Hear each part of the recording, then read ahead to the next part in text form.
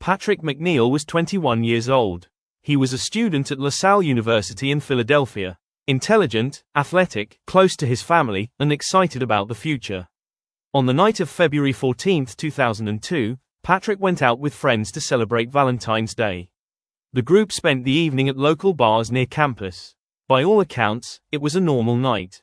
Drinking, laughing, nothing unusual. At around 11:45 p.m., Patrick left the bar alone and began walking back toward his dorm. That is the last confirmed sighting of him alive. When Patrick didn't return to his room, his friends initially assumed he had stayed elsewhere. But as hours passed and no one could reach him, concern set in. By the next day, Patrick was reported missing. Search efforts began quickly. Flyers were distributed. Friends, family, and police searched the surrounding area. Nothing was found. Then, 6 days later, on February 20th, Patrick Mcneill's body was discovered in the Schuylkill River. Police ruled his death an accidental drowning. According to the official conclusion, Patrick had been drinking, somehow fell into the river, and drowned. No foul play. But for Patrick's family, the explanation never sat right. One of the first questions was location. Patrick was found in the river several miles downstream from where he was last seen. The stretch of river where he was recovered had already been searched in the days prior. His body had not been there. Then there was the condition of his body. Patrick's family was told there were no obvious signs of trauma. But they questioned how a healthy, athletic young man could accidentally fall into a river without anyone seeing or hearing anything, especially near a populated campus area.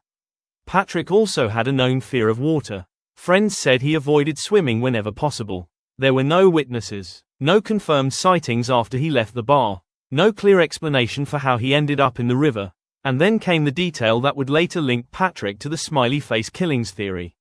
Not far from where his body was recovered, graffiti depicting a crude smiley face was reported. Supporters of the smiley face theory argue that Patrick's case fits a recurring pattern.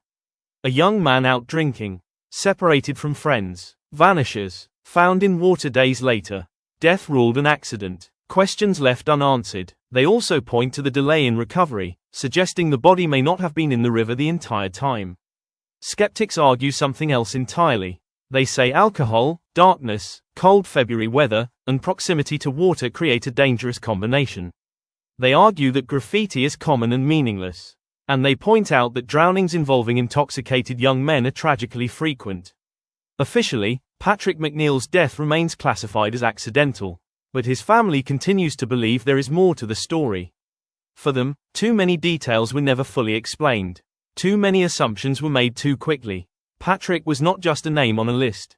He was a son, a brother, a friend, and whether his death was a tragic accident or something darker, his case became one of the earliest and most frequently cited examples in what would later be known as the Smiley face killings.